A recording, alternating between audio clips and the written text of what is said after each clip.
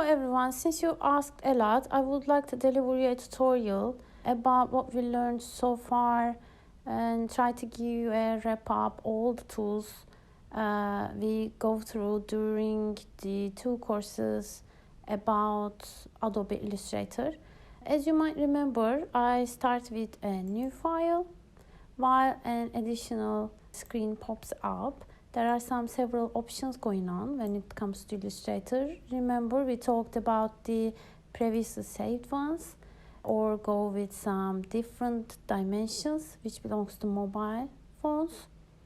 And there are some options about web design. These are the widths and the lengths, as you can see over here. Reason why we are talking about digital interfaces, it goes with the pixel, but otherwise when we switch to print, it also changes to, for our measurement system, centimeter. You can go with A4, one of the well-known, or a letter. Mostly, since we talk about a lot poster, I'll go with A4, A3. It is all possible. Let's pick this one for now. Also, film and video options, which is already prepared for the screens. And there are some options for illustrations and some free templates. But for now, as we go through in our courses, I just randomly pick A4. And here, as you can see, we switch from points to centimeters, and then you can see the exact measurements of width and height of an A4. But for now, let's say that I would like to go vertical version. I keep one artboard, which in minutes I'll show you how you can open up new artboards or go with the existing one. And as you might remember, we can select some of margins for our design if you might need. And if I open up link, I can change it separately. But for now, I don't have any preference about this. I think we talked about, I remember that if we go, for now, it's enough information. We go for CMYK, cyan, magenta, yellow, and key color for printed products. And RGB, red, green, blue color system for the digital options. Since I select a printed version and A4, I'll go with CMYK, but we'll learn it in our next lecture more about this. And again, we talked a lot, since Adobe Illustrator delivers some vector output, there is no need to care about the resolutions, but still, if you might integrate a photography, a pixel-based product in your design, just in case, we'll keep every single time with 300 resolution when we go print. But when we are creating something for digital, we go to screen size 7:2 is the minimum resolution for screens. We don't want people download unnecessary information with, again, some unnecessary resolution. But for now, I'll go with this one. So far, let's create and go through and learn some basic tools. And I just find a random design from internet to be able to show you the basic tools and how we can apply it into our design, basically. I dragged this picture and just drop into Adobe. Yes, once we see that, we open up our working space. There are some tools and additional preferences and specifications going all over the place. But now let's start some of simple tools. But I just wanted to, before we start, I just wanted to be sure that we all have the same window. So please, before even start to work, please go to Window, top of the menu, and come to the workspace and select Essentials Classic. And then at least I'll be sure that you're able to reach all of the tools on your screen. And Since we edit, you'll see properties over there on the right menu. Since we'll be able to edit, and whenever we need, we can go back. We can go back and change the specifications that we decided at the beginning later on if we might need. But okay, let's start with some drawing. I just drag a random illustration that I picked from internet, a random thing. As you might remember, we worked on penguin in our courses. I first of all resize it.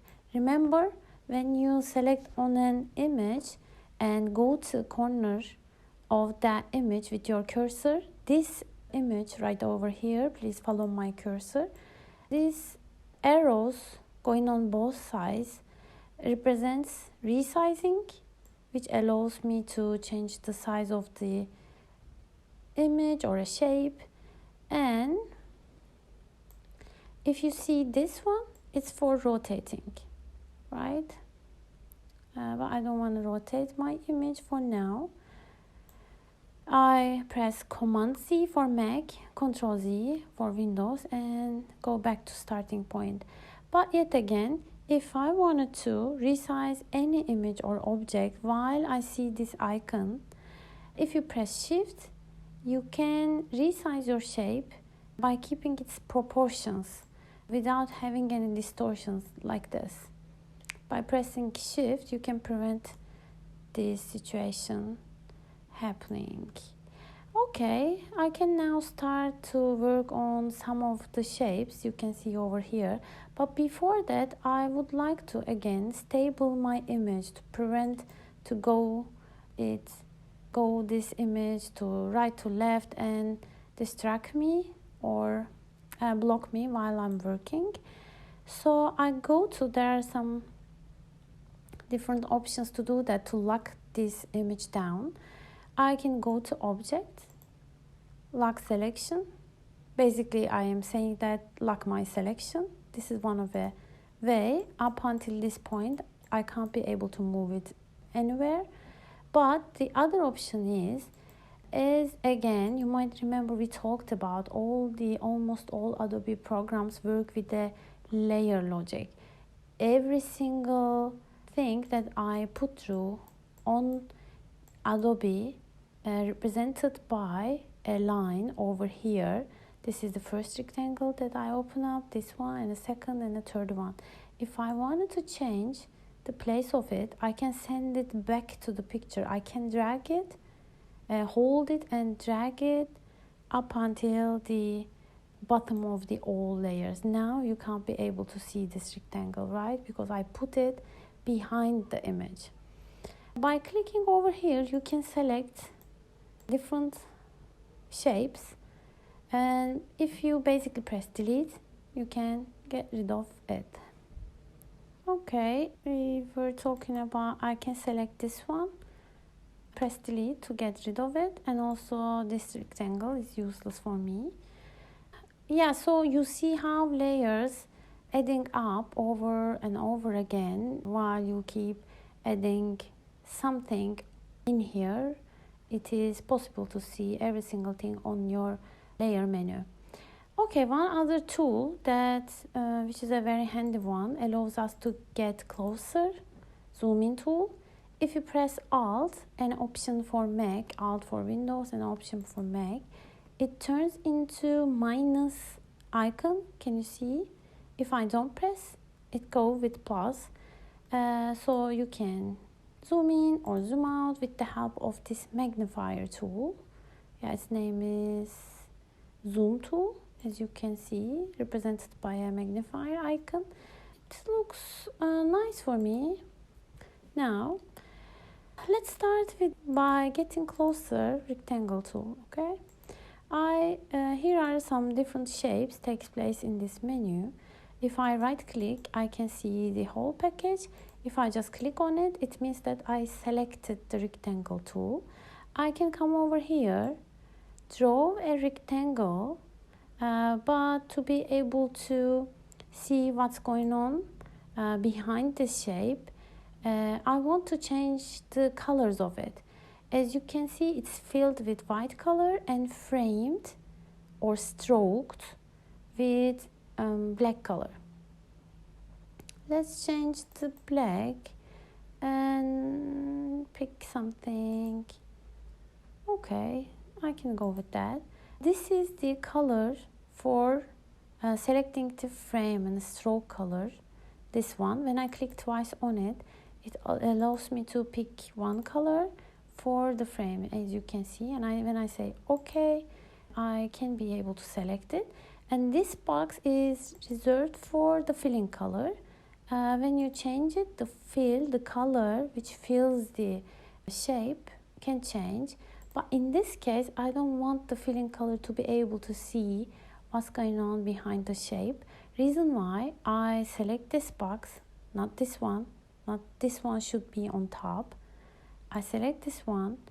There is a color option, gradient option, and no color option. I'll go with no color.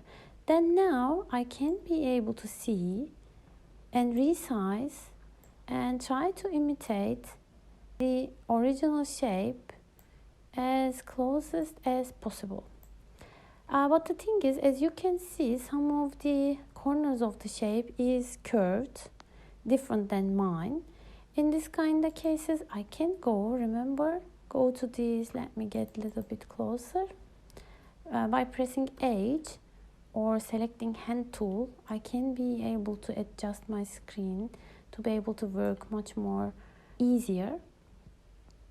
As you can see these tiny circles, I can come over them, hold it by clicking on it, and drag it, and can be able to curve the shapes, the corners and the edges. Now let me raise the level of the stroke, then you can be able to see much more clearer. If you go much more bolder, you can see it much more clearer, but for now 3 is okay for me. And we don't have that kind of example over here, but remember we learned in the classroom to create some shapes by not curving, and I'm looking for that kind of example, not curving every single corner. Let's try to imitate this one. Again, I'm opening up a rectangle tool, just like this.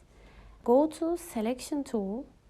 I rotate it, not resizing it. I rotate it accordingly to the shape.